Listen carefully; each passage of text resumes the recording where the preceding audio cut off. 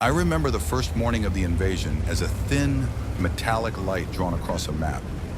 June 22nd, 1941, and the arrows poured east like a river freed from a dam, Panzergruppen arranged like spearheads, infantry armies trailing the wake, Luftwaffe timetables crisp as a conductor's score. In the documents, the plan speaks with cool assurance, surprise, encirclement, collapse. In the letters from the road, the tone is dust and fuel, men in goggles, convoys strung over bridges that shook with the weight of promise. The Germans expected an opponent built of 1939 and 1940 thin-skinned BTs and T-26. Hard to pin down in numbers, but fragile to well-drilled 37mm guns and to the quick geometry of blitzkrieg. For the first 2 days, that expectation held. Then the ground began to argue back in a new grammar. It arrived first as disbelief on gunners' faces, a silhouette low and wedge-like. Green angles that seemed to bend incoming fire into shrugs. Tracks wide enough to treat summer mud like a friend. An engine note, not the high petrol whine they knew, but a throaty diesel, blue-gray breath trailing like a signature. The T-34, alongside it, rarer but tyrannical in presence. A blockhouse that moved KV-1 and KV-2 steel so thick, the word thickness felt like an insult.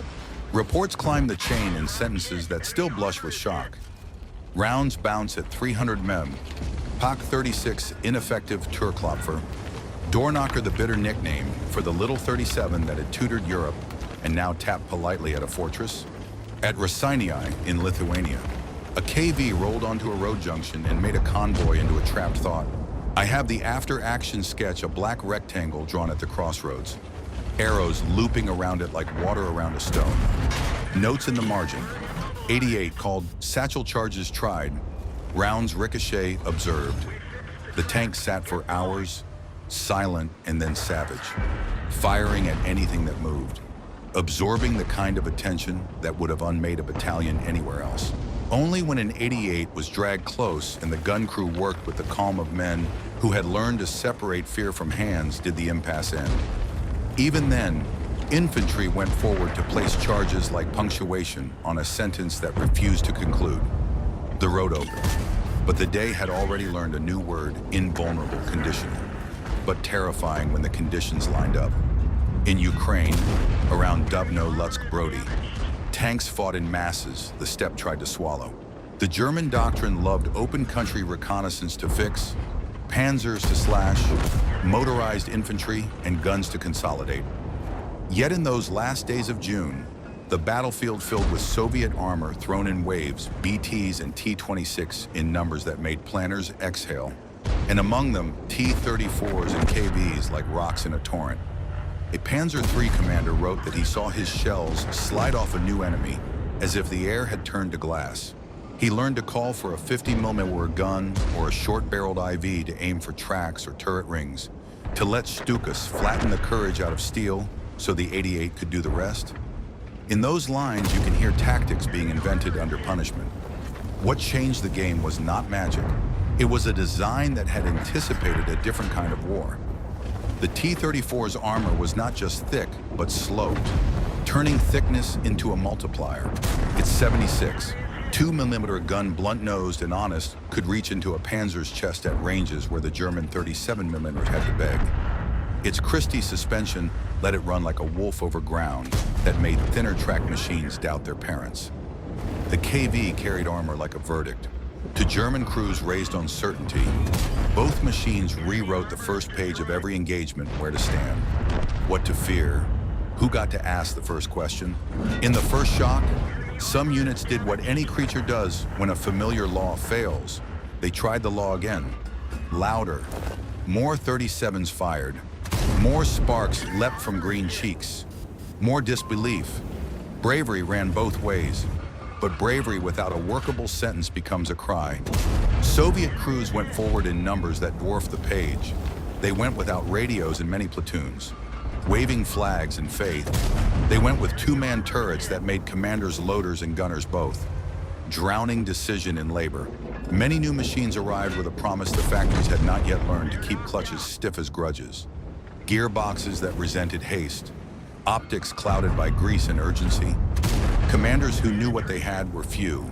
Staffs able to knit armor, guns, and infantry into a plan were learning as they bled. On maps, you see this as thickness without shape brigades hurled piecemeal. Counterattacks that struck like fists but did not land together. On the ground, you smell it fuel burned without purpose. Rubber scorched on roads that led into pockets. And yet in the middle of the waste, there were instants that remained bright enough to guide.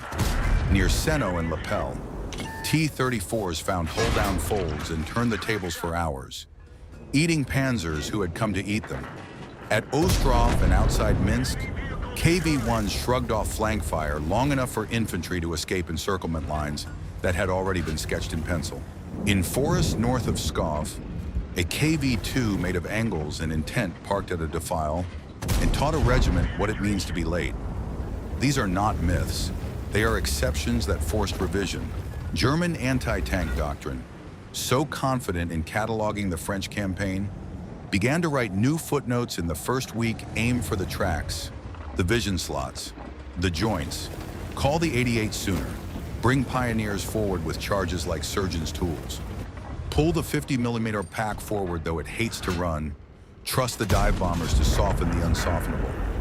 I read the workshop logs alongside the war diaries.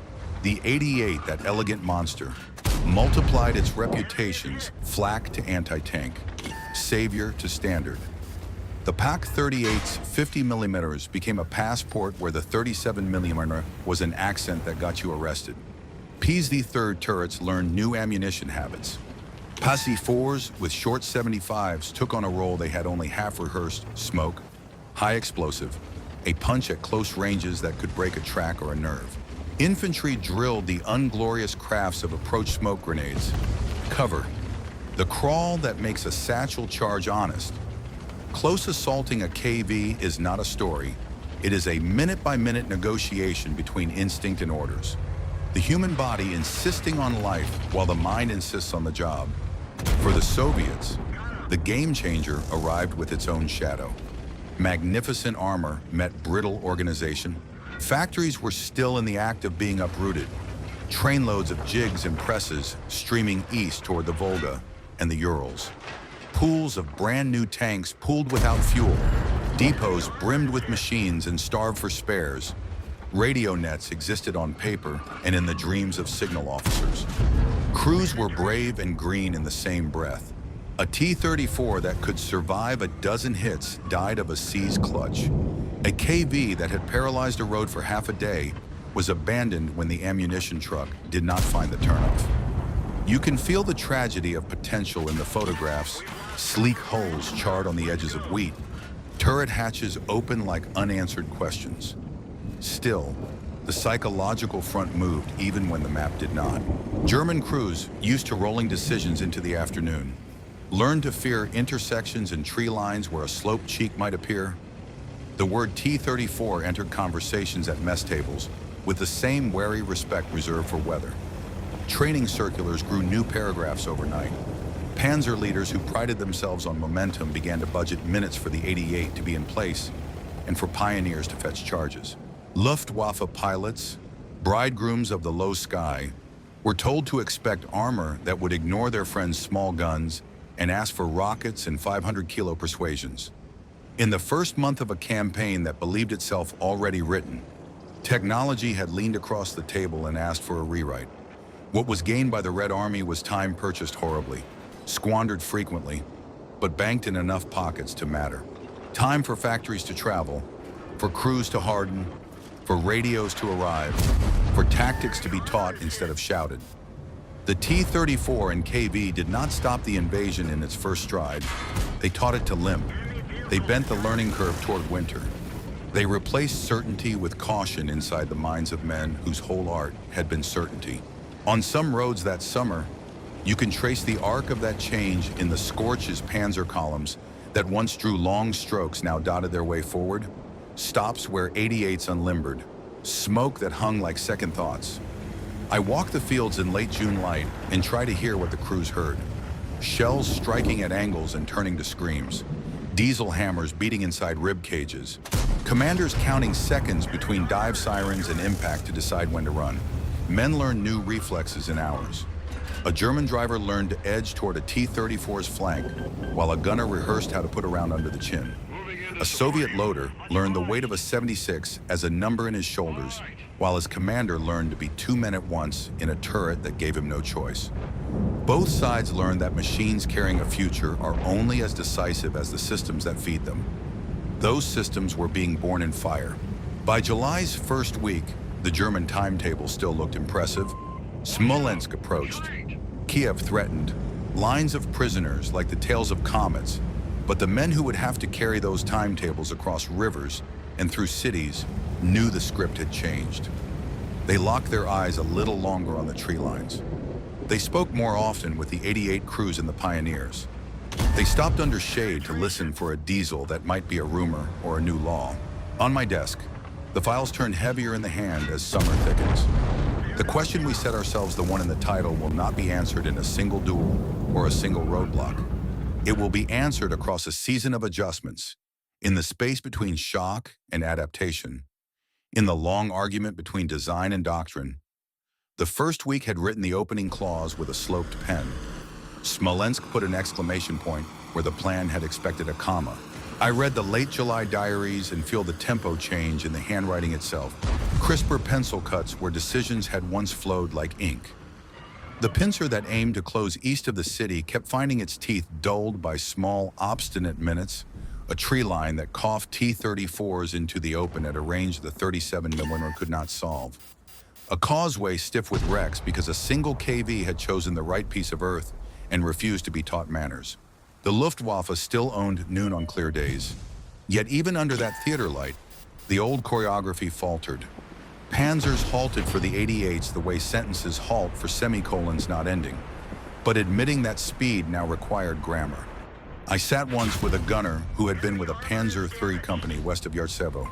He tapped a matchbox on the table to the rhythm of the engagement. First round spark, second spark, third driver yells flank, three.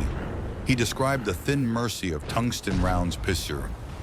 40 that bit better than common steel, but were rationed by budget as much as by supply. He talked about aiming for sprockets and idlers because the T-34 sides were generous only at the wrong distances. When it ran, he said, it ran like a wolf. Then he lifted his eyes and added, when it broke like a plow set wrong, sudden, stupid, tragic. That was July's paradox, a machine ahead of its doctrine and crews, brilliant and brittle in the same turn of the road, north, along the Luga line. I traced the places where Hoopner's 4th Panzer Group expected a gallop and met a workshop. Forests pinched armor into files, and KVs turned those files into problems. There is a German engineer report that has become a kind of hymn to stubbornness. Bring up the 88. If the ground hates wheels, lash the carriage to logs and drag. If the KV rotates turrets faster than you can complete your ritual, smoke it into confusion. If smoke fails, send men with charges and nerves laminated by training. The document reads clinical, but every numbered step is a man lying close enough to hear the engine labor inside the armor. Smolensk's encirclement went on the board nonetheless, and prisoners poured west in numbers that stunned even the men tasked with herding them. It is important to be honest about that scale. The T-34 and KV did not annul the plan, but inside the great envelopment, I see a steady migration from confidence to caution. Panzer commanders begin to write to artillery as equals rather than servants. Divisional orders that once said thrust now pair it with reconnoiter. The 50mm pack appears closer to the front than anyone thought sensible in June. StuG requests include the new, grudging phrase hard target, and on the Soviet side, the counterblows start to show more shape. Where late June was fists thrown from the shoulder, late July learns to jab. T-34 platoons use hollows as if someone had taught them the word hold down. And KV sections anchor crossroads not as lone heroes, but as parts of a grid of denial. In the middle of these large motions, the detail work tells the deeper change.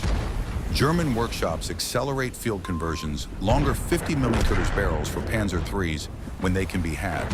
Spare track links welded as primitive applique on bows.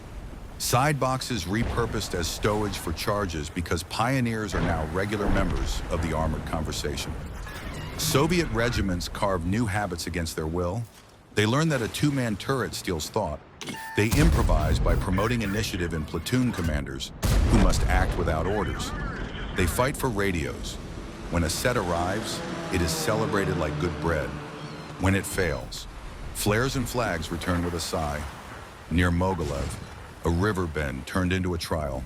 The bridgehead bristled with 45mm guns and mines, these the old grammar, and behind it waited T-34s in modest numbers, but placed as if the map had been consulted rather than wept over. A German assault gun battery tried to bully the line open with high explosive and met angled cheeks that shrugged. The battery commander called for the 88s and arranged smoke the way a chess player arranges pawns. The crossing succeeded by evening, but the day had been spent in a currency blitzkrieg had promised not to use hours. The schedule, one corps chief wrote, must be adjusted to realities. Between lines, I can hear a doctrine having its adolescence forced on it.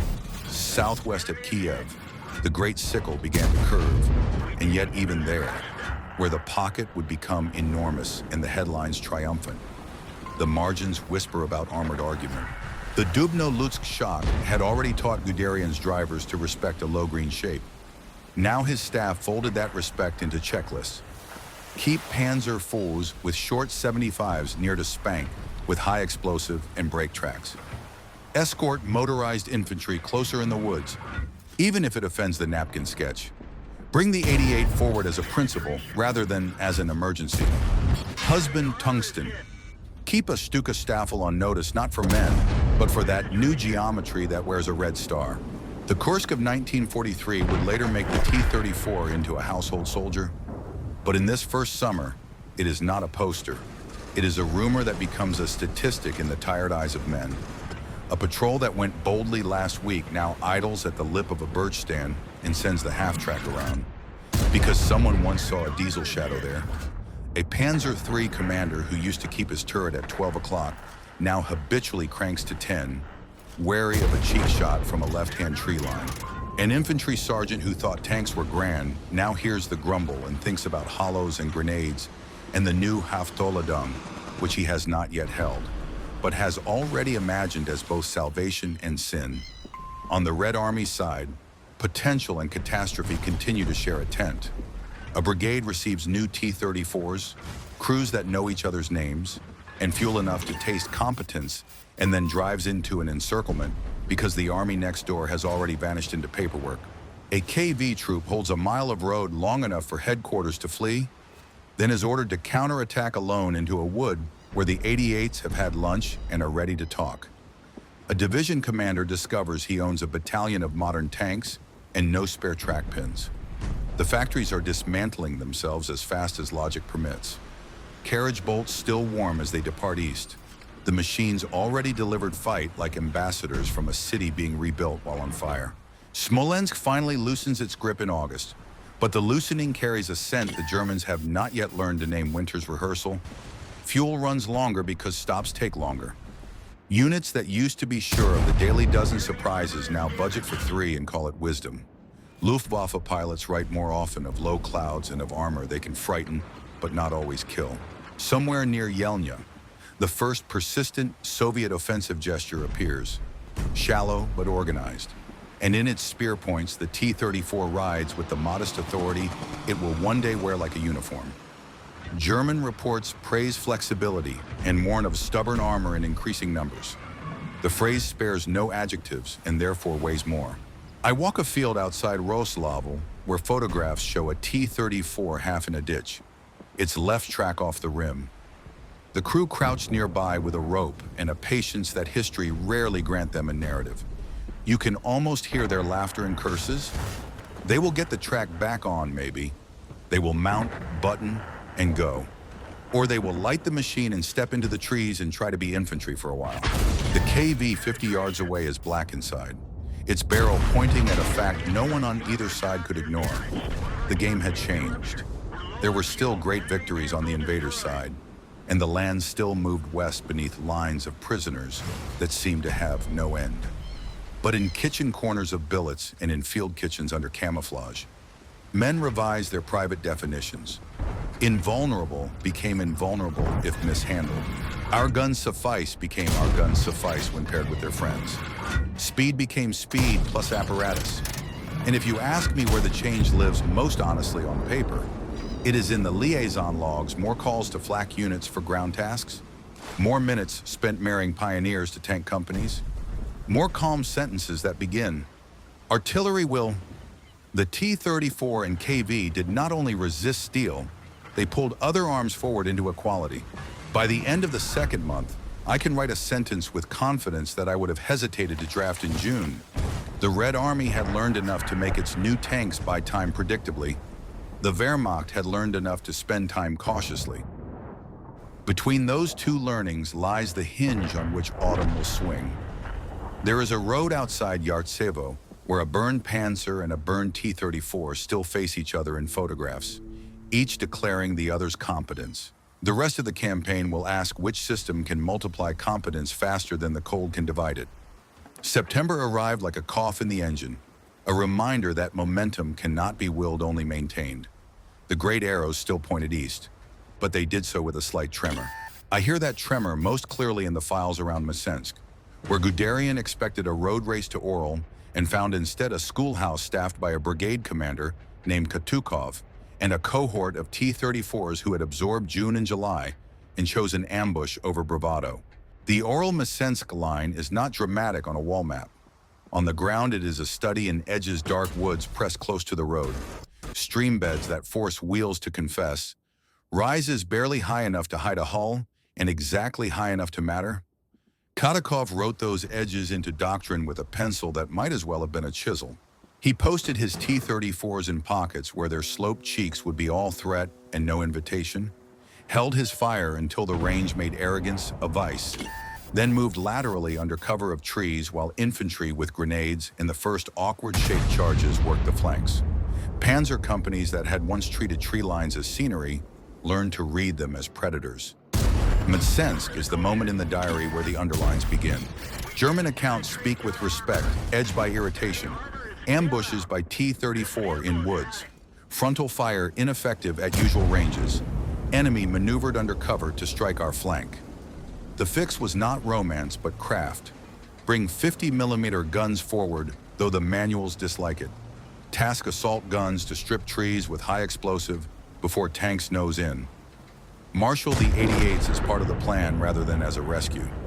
Arrange Stukas not for panic but for incision drop, where tree lines cough steel. Everything that had been an ad hoc July reaction became September's checklist. The act of writing those lists is an admission that the game has rules other than speed. Then the sky lowered and the road softened.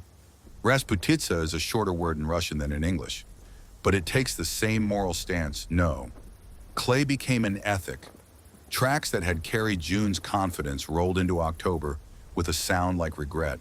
The T-34's wide shoes and diesel torque gave it an earthy advantage that brochures never promised it could do slow very well.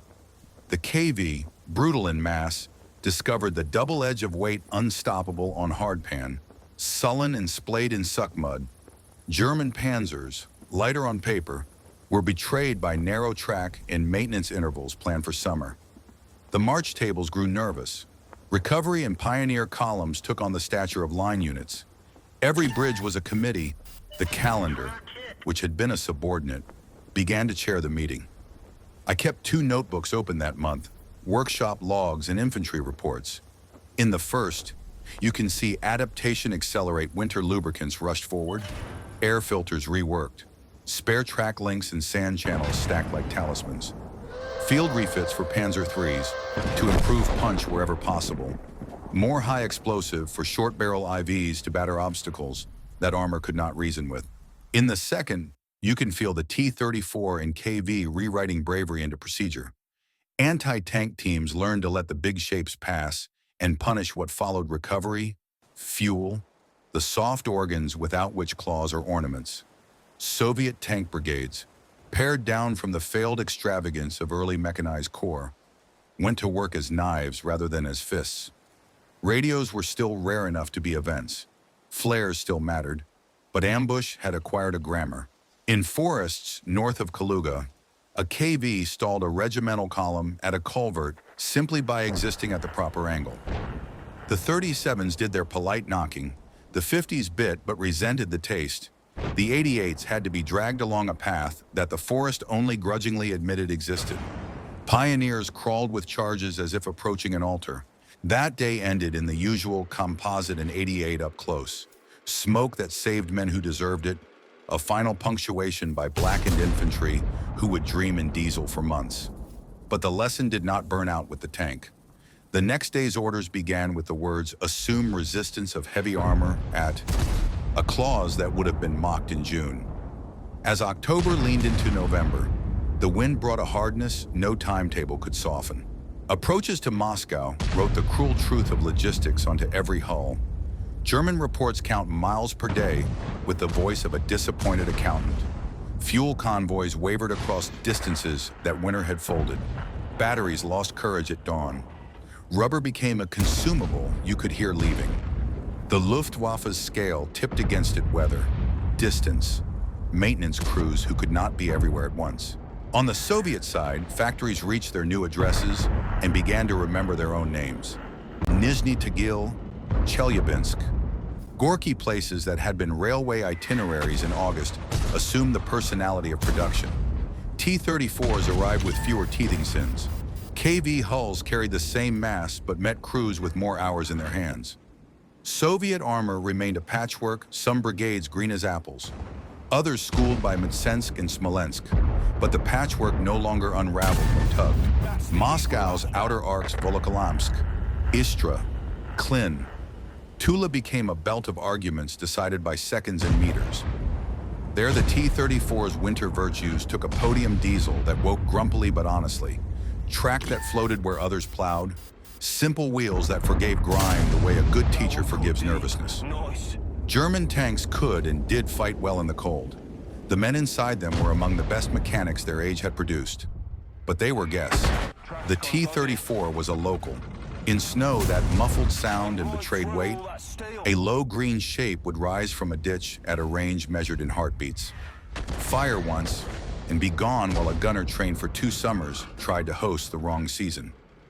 I stood once at a bend on the road near Tula, where records say a KV took 3 hours from the calendar. It is a nothing place if you drive it at peacetime speed. A stand of birch, a curve, a small culvert where ice learns to be treacherous. Then you kneel and see the scraped scars on a surviving post. The thickness of the ditch, the angle that allows a turret to traverse without presenting a belly. You can reconstruct the minute-by-minute first truck jammed, second backed into a ditch, the 50s arriving and hating the trees, a StuG called and denied by cloud, the 88 promised and finally delivered, pioneers going in with sacks like murderous midwives. When the convoy moved again, Moscow remained the same distance away. The clock had moved. Winter counterattack is a phrase the files use the way a man uses a coat he didn't buy grateful for its warmth, suspicious of its cut. The Red Army went forward because men ordered it and because weather permitted it and because the invader had spent his summer savings. Where tanks led those attacks, the new grammar showed. T-34s worked with ski battalions and sappers, not as glamour, but as glue. They took villages by procedure, a pair to blind, a pair to break. Infantry carried close on decks because the kangaroo would not be born for years. KV-1s, when they arrived, stood in streets like monuments with a mission. German defenders solved them with what they had taught themselves over 6 months close-in charges. 88s at alley's end, 50s massed. Patience measured in crates of ammunition rather than in pages of doctrine. It was not a rout. It was a season of stamina and adjusted expectations. The psychological frontier shifted as palpably as the snow line. German crews who had murmured T-34 like a weather warning now spoke the word with the weariness of a veteran athlete discussing a respected rival beatable, but not by habit. The old POC-36 found usefulness as a carrier of smoke and as a generator of courage by activity rather than result.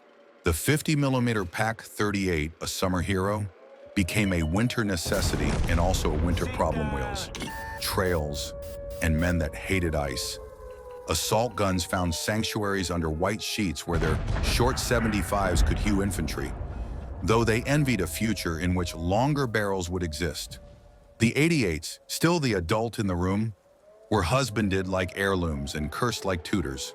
Airmen made their peace with cloud and conservation, trading the theater of July dives for the unphotographed duty of low strafes to keep enemy heads inside hatches. On the Soviet side, the paradox persisted, but now wore a uniform. Some brigades were still museum shelves, glorious types, insufficient spares. Heroism poured into the cracks as mortar. Others had become machines of their own, better radio discipline, practiced hull down, loaders who knew the tempo that keeps a duel honest. The two-man turret remained a thief of thought. The lack of a cupola kept eyes myopic. But inside those handicaps, men learned to compensate. Platoon commanders took on a cognitive burden that doctrine had not planned. They wrote it into the landscape with their own pencil marks. This gully works. That barn does not. This hedge hides a lateral.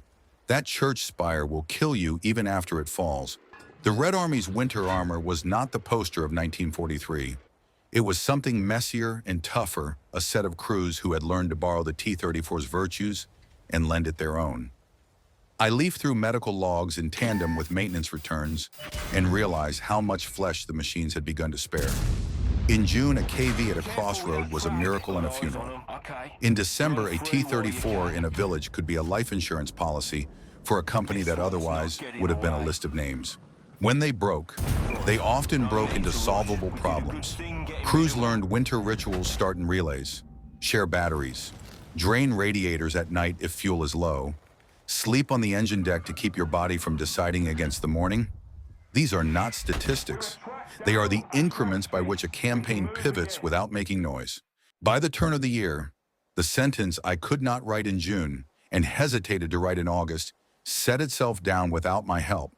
The appearance of the T-34 and KV had forced the war to become an adult sooner than planned. They did not stop the invader by heroism alone, nor did they win battles without friends. They did something more ordinary and more decisive. They moved the average engagement from one vocabulary to another, angles over rush, apparatus over impulse, minutes over meters. The Wehrmacht adapted with speed that would have won lesser wars. The Red Army adapted with pain that would have broken lesser states. Between them, the machines at the center won fast and sloped. One heavy and square kept asking the same rude question at every road in town: can your doctrine keep up with your courage? Snow fell again the morning I left the archive. Tiny drafts of white erasing the ruts in the courtyard. I thought of a panzer driver warming hands over a gasoline stove and a T-34 commander rubbing frost from a periscope with a sleeve that smelled of diesel and smoke. Their worlds had narrowed to a rectangle of glass, a handful of ranges, a map memorized in hedges and culverts. And yet, because of the machines beneath them and the months behind them, their worlds had also expanded. More friends in the net, more patience in the plan, more respect where contempt had been. The game had not ended. It had clarified. Winter would make the questions sharper. Spring would bring new answers with longer barrels. But the hinge had already swung. Spring did not arrive all at once. It leaked into the war through the seams, drip, stain, a new odor in the workshops. March and April of 1942 read like minutes from a long meeting between adaptation and fatigue. I turn the pages and see how quickly the invulnerable lost its absolute. The first reports of the 7. Fosnev Fimeter or Pack 40 on the central sector or small and smug effect, satisfactory against T-34 at 800, A week later, the tone is procedural. Sight pack in depth, interlock sectors, mine approaches, machine guns cover gun lines. The little door knocker had been retired to morale duty. The field learned a heavier verb. On my desk, a photograph shows 3 T-34s at the edge of a birch stand near Rzhev. All halted in the same embarrassed posture, turrets half-turned to look at a problem that had already solved them. In the margin, a German lieutenant has sketched his gun's field of fire and written a single word I have never liked for its cheer: Lehrstück. Less in peace. The desert made the Panzer IV famous later that year, but its second birth happened here, in mud that smelled of iron. The long 75 arrived on certain company rolls like a rumor that quickly learned to speak in ranges. I read an after-action from a battery near Kulm where a Panzer IV-F2 claimed a T-34 at 1,200 meters and did not sound surprised. Clear air, good optics, the gunner wrote, as if listing the ingredients of a stew. The StuG, too, reinvented itself, no longer the shy cousin designed to shepherd infantry, but a blunt scholar whose new long barrel erased the distance where the T-34 had been safe. Assault gun became a misnomer, even as the vehicles kept the name. They were ambush professors now, teaching angles from hedgerows. On the Red Army's side, factories found their new lungs. The names in the logs became incantations. Factory 183 at Nizhny Tagil, UZTM at Sverdlovsk, CHDTs at Chelyabinsk, Tankograd, a word that sounds like a boast and was mostly a promise kept under fluorescent fatigue. T-34s began to arrive with fewer sins in their bones. Gearboxes still sulked, but less often. Optics were still not Zeiss, but they were glass rather than grease. Rubber was scarce, so steel road wheels sang an angrier song on hard ground. The KV kept its mass and acquired a heavier destiny where once it had been the man who walked into a bar. Now it was the bouncer at the only door a brigade could use. Its majesty shrank under the new German guns, but its uses multiplied. Bridges carried on its back, crossroads held under its shadow, flamethrower conversions that turned alleys into sermons. I walked a field outside Bali, where the spring counter-offensives tried to build a sentence out of clauses that would not agree. A brigade of T-34s, newly issued and proud, moved forward with infantry clinging to decks, the men's boots drumming a ragged tempo. At the tree line, the first POC-40 spoke from a foxhole that would have insulted June's guns. Two T-34s recoiled as if remembering a chore they had forgotten to do. A third kept going, smoke wandering from its engine deck like a thought. A StuG's long 75 wrote a flat answer at 900 meters. The rest turned left under smoke, found a shallow fold, and lived there for a minute that I count as a small history infantry, slid off and kissed earth. A loader learned how many seconds his hands could save. A commander decided angles were children he could still love. They took the hamlet. They didn't keep it. Nothing about that day fits a poster. And yet it's the sort of day that educated an army. Kharkov in May carved the lesson with a darker pen. The Barvenkovo salient looked like ambition on a map and felt like a cul-de-sac on the ground. I read the build-up orders columns threading east. Brigades timetabled across pontoon bridges. Tank Corps promised a breakthrough the guns would honor, and then the ruin when Hoth's counterstroke cut the neck.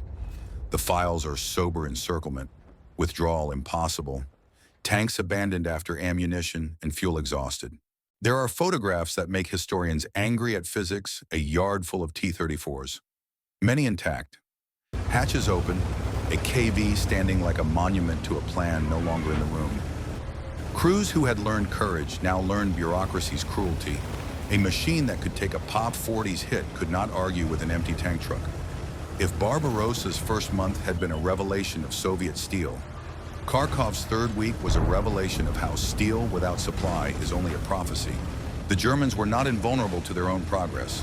The Martyr tank destroyers proliferated, thin-skinned, tall, lethal at range, nervous at any distance measured in footsteps.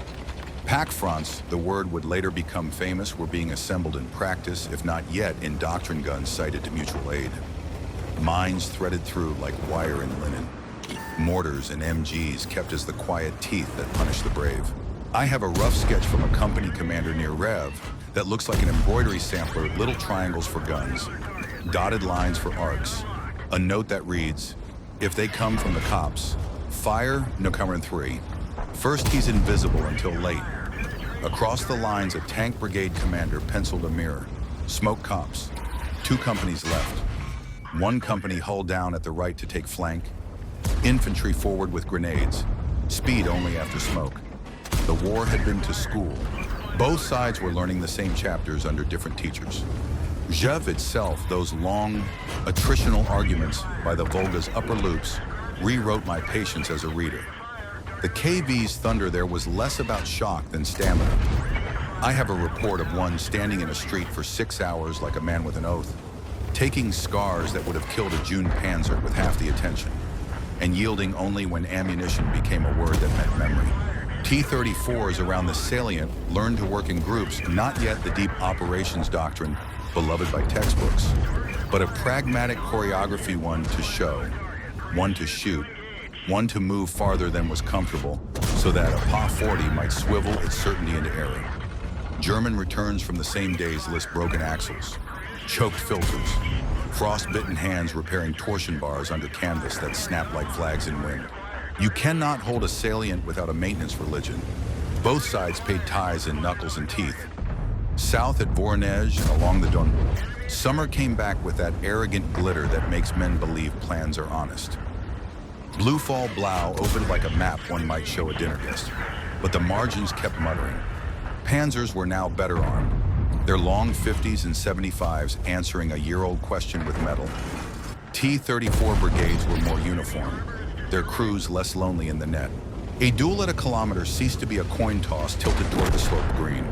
It became a spreadsheet. Panthers and Tigers were not yet on the stage in numbers, only whispers and trial notes, but the Pak-40s were, and the StuGs with long guns, and the Panzer IVs with noses that could pick their teeth at 1,500 meters if the air was kind. The KV, once the bully in every schoolyard, began to look over its shoulder more often. Some were reborn as KV-8 flamethrowers, turning fear into a hose. Others stood as headquarters pet rocks, to be moved only when prayer or prime movers were abundant. I sat with a Soviet veteran who had been a loader outside Milarovo. He marked the table between us with his finger to show distances. When we first met them, it was all close. He said, hedges, streets, first to see. Now we could be dead before I even looked up. His remedy was not romance.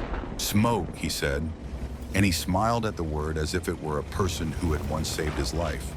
And friends, by friends he meant guns and sappers, and a second platoon at the right distance, and an infantry company on the deck ready to slide off and make alleys honest.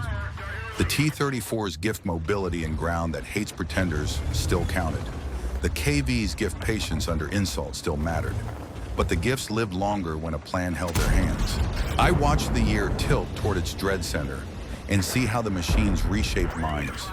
German reports no longer speak of T-34s as phantoms that cannot be killed. They speak of targets that require the right ritual. Soviet reports no longer treat KVs as talismans. They count them as costs and place them where the arithmetic demands. Workshops on both sides produce wisdom at a rate that humbles doctrines.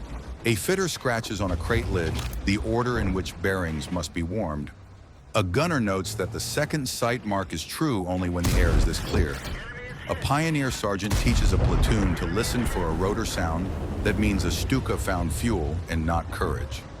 These are the sub-clauses that made the main clause of 1942 legible. By autumn's first cool morning, I can write the answer in provisional ink. The T-34 and KV changed the game by forcing it to become a game at all, a system of counters rather than an appetite. Their shock burned off by winter. What remained was their insistence that no one would be allowed to be lazy.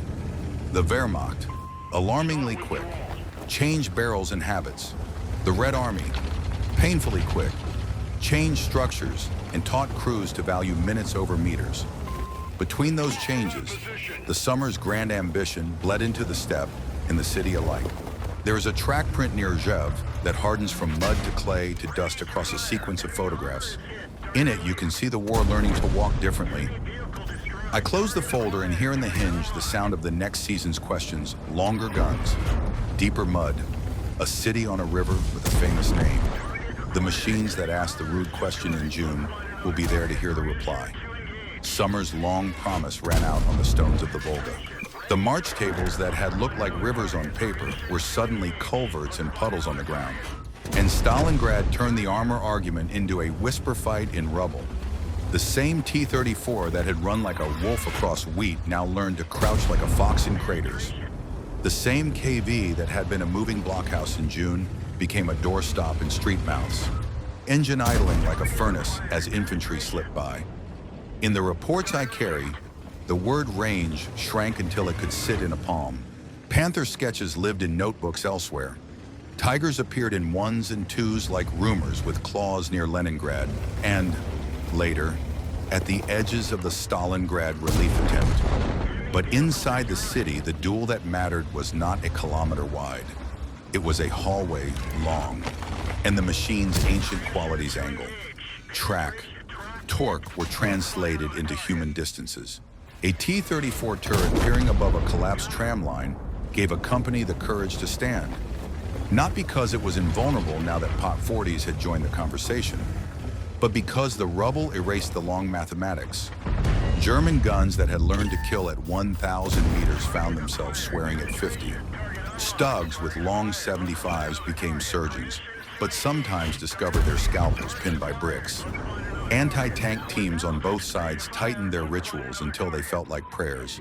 A Soviet sergeant wrote, "We hold the tank by its skirts," meaning his men hugged close to a hull that made a lane through shell bursts and snipers, then slid off at a corner to make the next 10 meters honest with grenades. A German pioneer officer, in another quarter, taught his men to listen for the diesel's cough as an omen and to place charges under the armpit of armor that seemed, in July, to have no armpits. When the sky finally opened in November, it did so not over the ruins, but over the steppe beyond them. Operation Uranus reads like vindication in neat staff prose. Romanian sectors mapped in pale ink. Soviet tank corps stacked like commas. Artillery schedules written with a steadiness winter gifted to the hand. But when I walk the road to Kalak, the wind still answers for the day. T-34s moved in packets under a weather the Germans had hoped would slow them. Diesel grumbled awake at dawn. Wide tracks shrugged at the first snows. Radios, still not universal, were common enough that a brigade could be an animal rather than a parade. The Romanian 37s and 47s, good citizens in easier arguments, tapped its sloped cheeks like those old Turklopfer the Germans had already retired.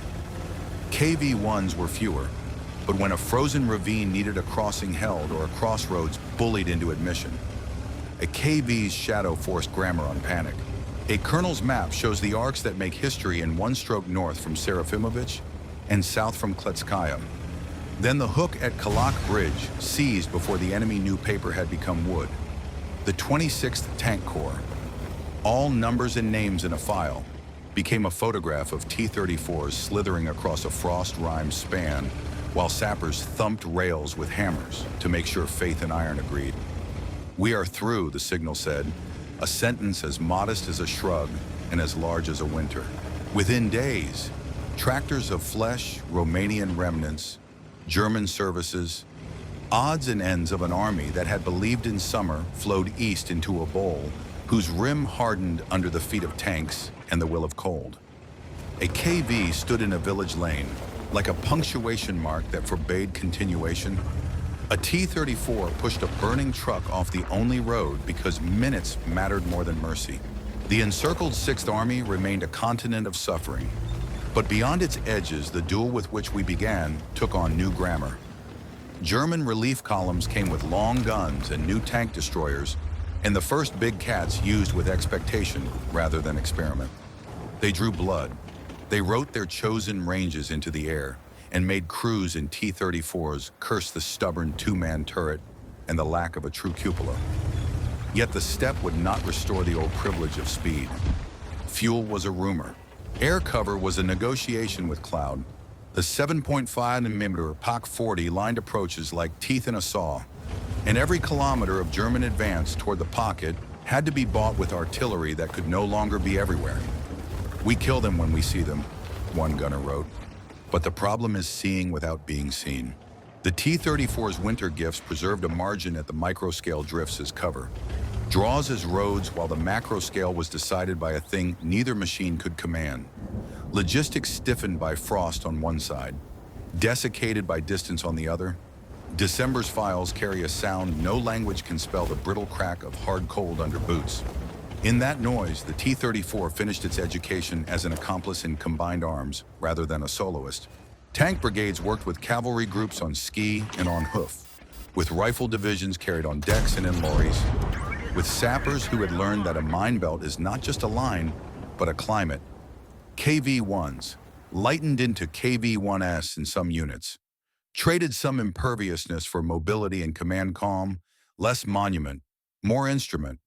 Anchor and anvil, a staff note calls them, two words that do not make museum curators weep and yet won the hour more reliably than any poetic noun. Beyond Stalingrad, the winter's other knife, Little Saturn, cut westward through more Axis allies. Here, the T-34's original promise reappeared without the June naivete exploitation at an operational scale. Tank corps no longer mobs, but well-nerved schools. German returns list a fatigue that cannot be repaired with steel alone, frozen fingers. Horses dying at posts that fuel would once have relieved. 88s arrived late because the road had become an ethics problem. Martyrs and long-barrel StuGs did what they could. Panzer IVs with honest noses fought as adults. The first small batches of Tigers blocked certain doors with indifference to old tricks. Yet the T-34 had multiplied. If you wanted to shut a lane with a single gun now, you needed that gun to be sighted like an heirloom and fed like a prince. Many were, more were not. What, by this point, had the T-34 and the KV actually done to the war rather than to our imaginations? They had forced a running arms race into the center of every plan. German units that might have spent 1942 and 1943 in the warm habit of short 75s and light pack learned to abase themselves before longer metal, heavier carriages, and tighter drills. Soviet formations that might have continued to worship mass above method were humiliated into method, into radio discipline. Map reading, warranty work performed in blizzards, orders written in minutes, not adjectives. The KV lost its early aura and gained a vocation. The T-34 lost its surprise value and gained ubiquity.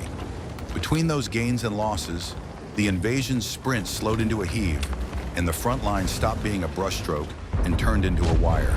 Stalingrad's decision was not written by the silhouette of any single machine. It was written by a season of systems under strain. Yet the presence of sloped green hulls and squat square shoulders kept diverting the flow of events just enough to make the larger geometry possible. A Romanian battery that might have held had it faced only BDs quit early when diesel breath came at a trot.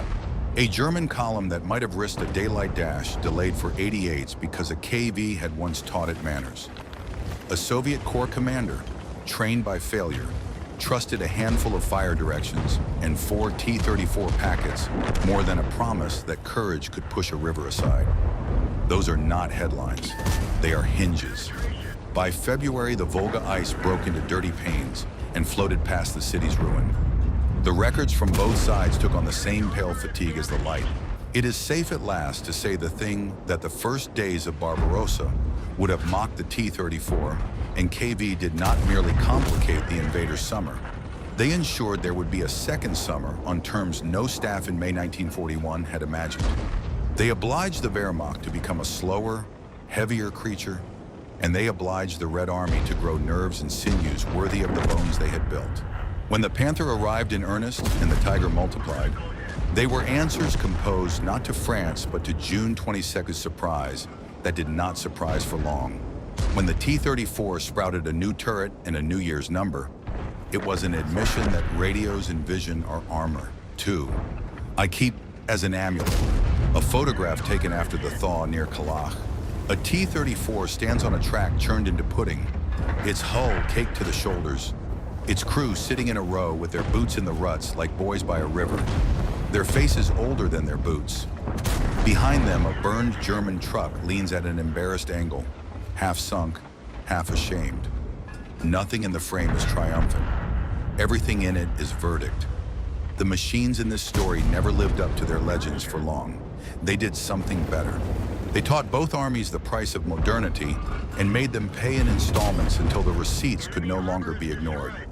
The first week had opened with a slap of disbelief on a gun shield. The last page of this season closes with a steadier hand. The green wedge and the moving blockhouse did not win the war in 1941. They changed the questions so that a different kind of answer could survive into 1942 and beyond. If you listen at night in an archive, you can still hear the diesel cough, the 88's cold throat, the rattle of track pins in a mechanic's palm. The conversation never stopped. It only learned grammar. That is how the game changed.